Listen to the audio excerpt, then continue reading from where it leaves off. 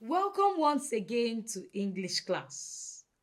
In this lesson, we will be treating a topic in English grammar which is called part of speech.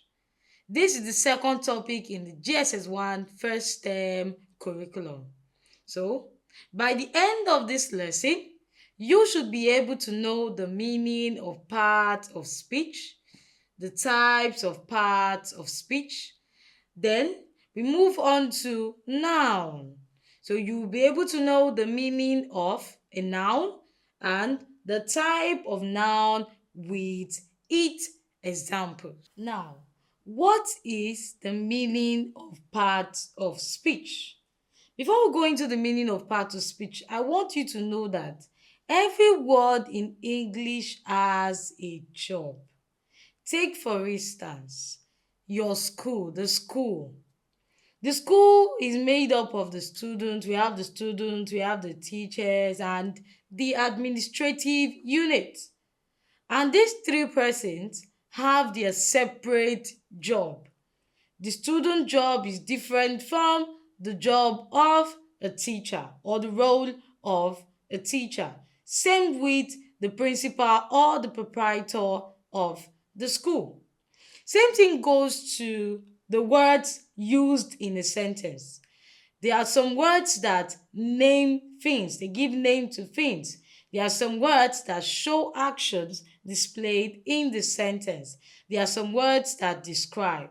So the jobs that is being done by the words in a sentence is called part of speech. Now, what is the meaning of part of speech? Parts of speech are categories into which words are grouped according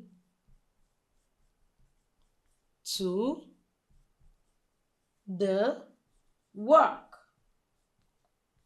they do in a sentence. So in part of speech, we get to know the function of every word that makes up a sentence. Now, let's move on to the different parts of speech. We have 8 types of parts of speech. Types of parts of speech. We have 8 types of parts of speech. The first is the noun. The second is the pronoun. The third is the verb. The fourth is the adverb. The fifth is the adjective. The sixth is the preposition. The seventh is the conjunction. And the last type of the part of speech is the interjection. So these are the 8 types of part of speech. We have the noun, we have the pronoun, you can read with me. We have the noun, we have the pronoun, we have the verb, we have the adverb, we have the adjective, we have the preposition, we have the conjunction, and the last one is the interjection. So let's go over again to the meaning of part of speech. So parts of speech are categories into which words are grouped according to the work they do in the sentence. I told you that every word in English has its own job. So it is under the part of speech you get to know the functions and the works of every word used to make up a sentence. Also, We have 8 types of parts of speech, which are this: the noun, the pronoun, the verb, the adverb, the adjective, the preposition, the conjunction, and the interjection. Now we'll be treating the first type of the part of speech, which is in the JSS 1 first term curriculum, the noun. Noun. What is a noun? The word noun is gotten from the Latin word nomen, which means name. A noun is a naming word. A noun gives name to things, people, places, ideas, and the likes. For me, I have a name. My name is Love. I am a noun because I am standing or identifying as a person. And a noun is the name of a person or given to a person. For you, you have a name, so you are a noun. If you look at your environment where you're staying, it has a name, right? Good. It is a noun. So let's write down the definition of a noun.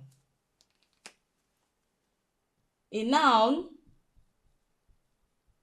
is a naming word. It is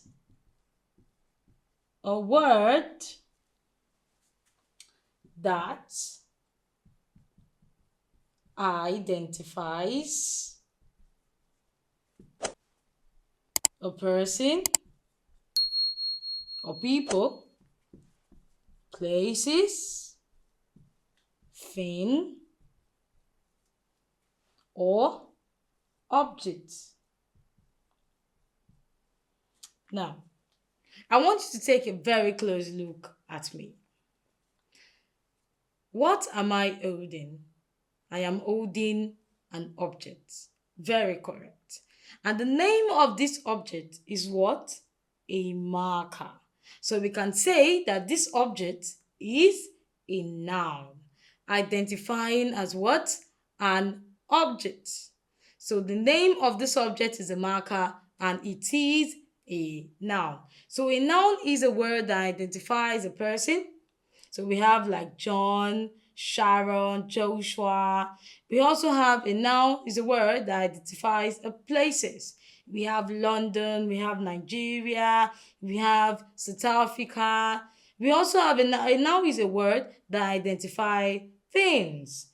We have table, chair, pen, and the likes. Also, objects. A noun also give name to idea, feeling. So probably you're feeling so happy. The name of that emotion is what?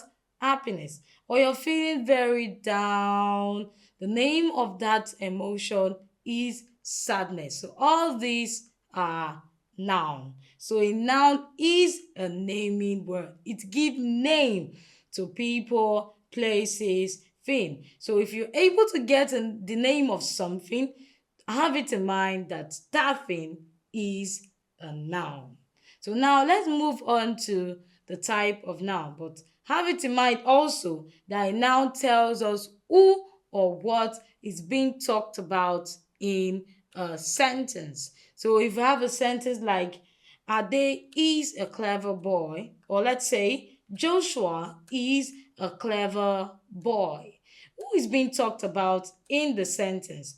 It is Joshua. Joshua is the name of a person. So now let's move on to the types of noun. Now, the first type of noun is the common noun.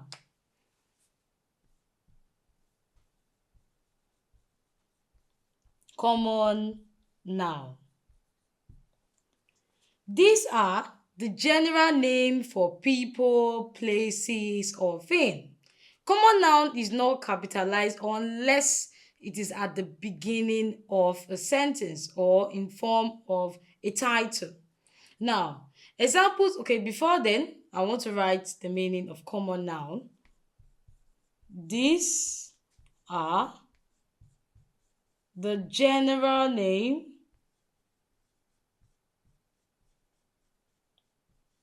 given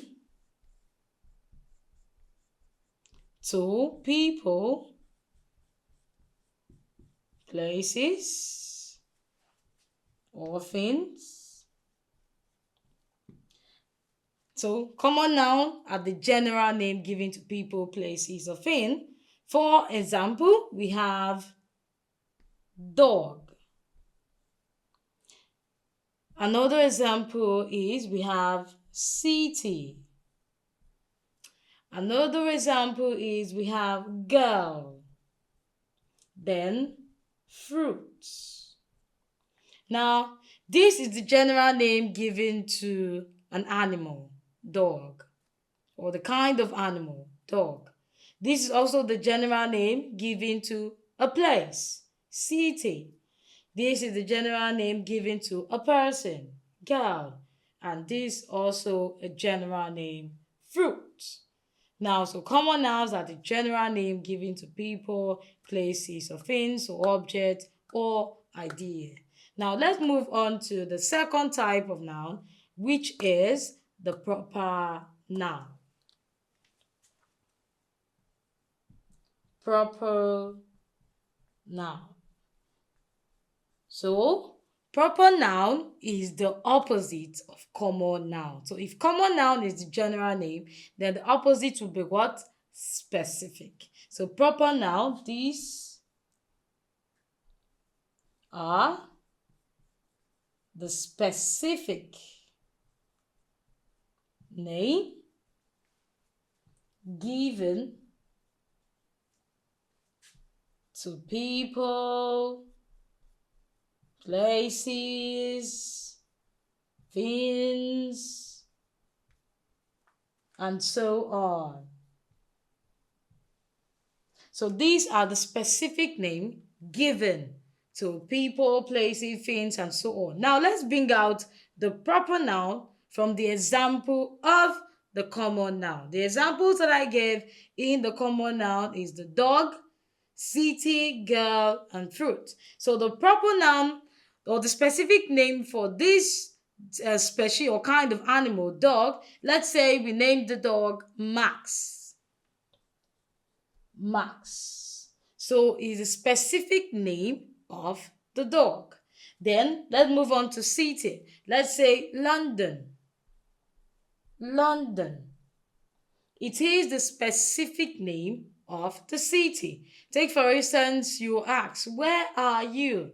You say, oh, I'm in a city. I'm in one part of the world. And you ask, what is that name? Like, give us the specific location. And you get to say, okay, I'm in London. So what you've done is you've given them the specific name, which is a proper noun. We also have the girl. Let's say her name is Sharon. Sharon. For instance, there are so many girls gathered in the class, and you're asked to specify which girl took your book. So if you say, the girl took my book, you've used the common noun girl, which is the general name for every female gender, the name of a person. But if you ask, tell us the girl, which of them, then you get to use the proper noun. You call the name of the girl. Oh, Sharon took my book. So Sharon in that sentence is a proper noun because you've given us the specific name of that girl. Now, let's move on. We also have fruits. So let's give a specific name for fruits, the kind of fruits we're talking about. So let's say apple. Apple is a fruit and is also the specific name of a fruit. So now let's move on to the third type of noun. Next up, the next type of noun is the concrete noun. Concrete noun. This noun refers to people or things that exist physically. That is, you can see them. This noun appeals to our five senses. That is, you can either touch it, smell it, taste it, hear it, or see it. So this is all about concrete nouns. I'm going to write down what concrete noun means. This noun refers to people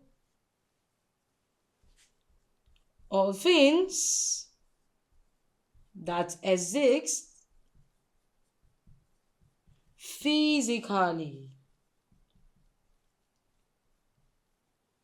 It appeals to our five senses.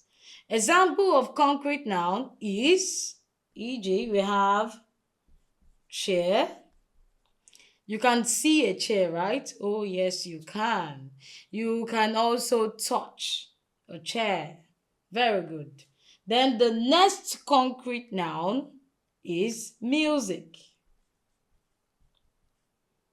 Cloth. We also have cloth. Now you can listen to music, you can hear music. So it appeals to at least one of the five senses. You can feel cloth, you can smell it, and also you can put it on, right? Very good. So it appeals to one of the five senses. Now let's move on to the next type of noun, which is the abstract noun. The abstract noun. I can say that abstract noun is a noun that exists in the mind. It's a noun that exists in the mind. It does not exist physically, meaning you cannot see it. So these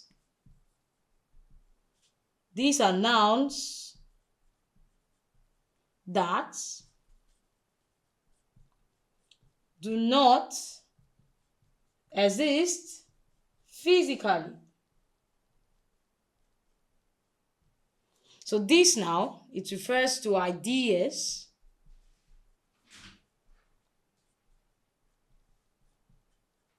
qualities, concepts, and so on. So for abstract noun, you cannot see it physically. It does not exist physically, unlike concrete noun that appeals to the five senses where you can either smell, touch, taste, and the likes. But for abstract noun, you can't touch it, you can't smell it, you can't taste it. So example of abstract noun, I'm sure now you're already having examples of abstract noun since it cannot appeal to the five senses, but it represents ideas and quality. So the example of abstract noun is, we have happiness. Sorry. We have happiness. We have love. We have luck.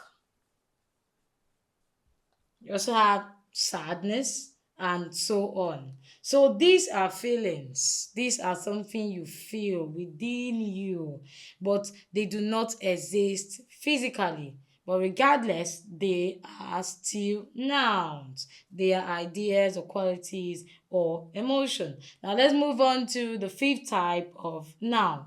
Now, the fifth type of noun is the countable noun. The countable noun. Another name for the countable noun is the count noun. These are nouns. These are nouns that can be counted. So these are nouns that you can count. And countable noun has its singular and plural form. I'll explain that version. But take note that countable nouns are nouns that you and I can count. For example, e.g., we have books. Books can be counted. We have cups. Cups can be counted. We have cars. Cars can be counted in their plural form. So like I said earlier, countable now has its singular and plural form, right? Now, for instance, we have book. If you had to change this to a countable noun, we will get, just by adding the s at the end of the word, we will get books. So this is the plural form of the countable noun book. Now, let's move on to uncountable noun, which is the sixth type of noun. Uncountable. Uncountable noun. So this refers to substance. This refers to substance,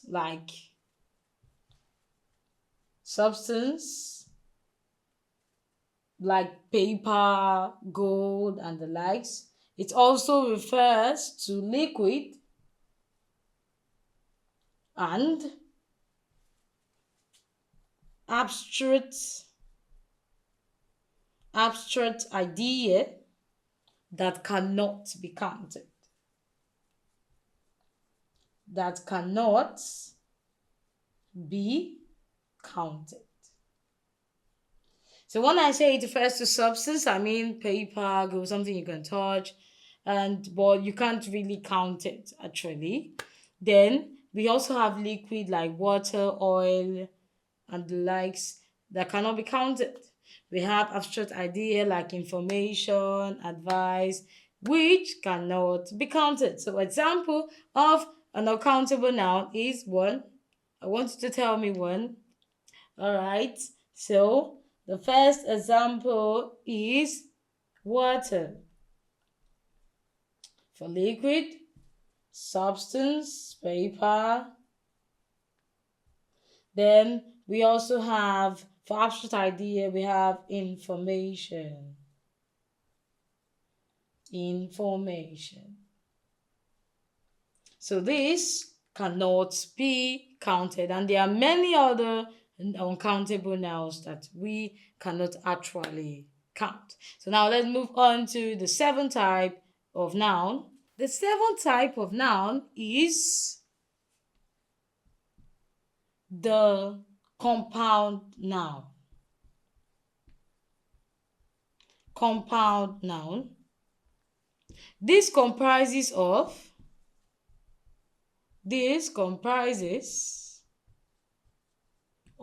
two or more words that form a noun. So compound noun comprises of two or more words that form a noun. Compound noun could be written as one word, like rainfall. E.g., you have rainfall. This is one word joined together. It's one word, but it's comprised of two words joined together. So it could be written as one word, rainfall. Then it could be joined by an hyphen. I said compound noun comprised of two or more words. So we have son in law. So this is three words that is joined with an hyphen, but it is still a compound noun. Or it could be written as a separate word. So we have credit card. Credit card. So these are examples of compound noun. Now the last type of noun is the collective noun. The collective noun. For the collective noun gives name to a group. It names a group. It names a group of people or things. It gives name to a group of people or things. E.g., we have, for example, we have flocks. So we use flock for a group of birds. So we have flocks of birds. We also have team. Could hear team of players or when people gather members. Then we also have herd. Herd of sheep. We have class. Class is a group of students. So this is the name given to a group of students. So these are the types of noun. Now let's move on to identification of noun in sentences. In this exercise, we are going to identify the nouns in the sentence and not just identify the nouns in the sentence. We are also going to identify the different noun in the sentence. When I say different noun, I mean the common noun, proper noun, abstract, concrete, countable, uncountable, compound, and collective noun. Good. The first sentence says, Blessing is my best friend.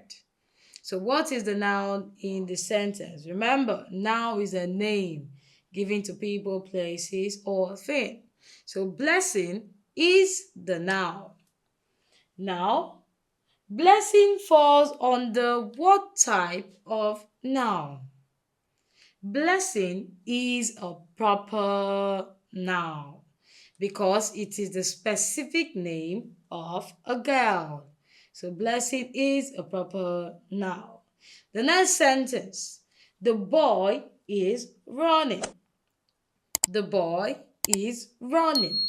So, the word boy is a noun and it falls under the common noun because it is the general name given to a person. That is the male gender. So boy is a common noun. Now I want you to take a close look at sentence 3. It says, she has great wisdom. She has great wisdom. Where is the noun in the sentence? Have it in mind that a noun name ideas and quality. So wisdom is the noun. And wisdom falls under what type of noun? Wisdom is an abstract noun. Why is it an abstract noun? An abstract noun cannot be touched, felt, smell, it doesn't appeal to the 5 senses. It represents ideas and quality. So she has wisdom as a quality. So wisdom is an abstract noun. Now let's move on to sentence 4. Sentence 4 says, the team won the match. What is the noun in this sentence? Team. And team falls under the collective noun. Collective noun name, group of people and places. So this is a group, team of players. So this is the name given to a group of players, team. Then we have sentence 5. I have 3 oranges. I have 3 oranges. So the noun here is 3 oranges. Oranges can be counted, right? So we can say this is a countable noun. Let's move on to sentence 6. It says, there is no water in the kettle. There is no water in the kettle. If you take a close look at this sentence, you get to see that it has 2 nouns. Yes, it does have 2 nouns, but we'll be focused on just 1 noun. But first of all, it has 2 nouns. We have water and we have kettle. Now, water is what type of noun? Good. Water falls under the uncountable noun because we can't count water. So water is an uncountable noun. Why kettle is what? Very good. I'm sure you got it correct. So kettle is a common noun. Now let's move on to sentence 7. My father-in-law came in yesterday. My father-in-law came in yesterday. I'm sure you know the noun that need to be underlined right now. So father-in-law is the noun. Father-in-law falls under the compound noun. Compound noun is two or more words that create a noun. Sentence 8, the last sentence is he broke the chair. He broke the chair. So chair is a noun. Chair is a noun. And it is what? It is countable. Yes, chair is a countable noun. Chair is also a common noun. Chair is also a concrete noun. So let me come again. So one noun can identify with so many nouns. So it can stand as so many nouns. So we have the chair. The chair is a countable noun, can be counted. The chair is a concrete noun, meaning you can see it. The chair is also a common noun. It's a general name given. So take note that each noun in this sentence can also identify as another type of noun.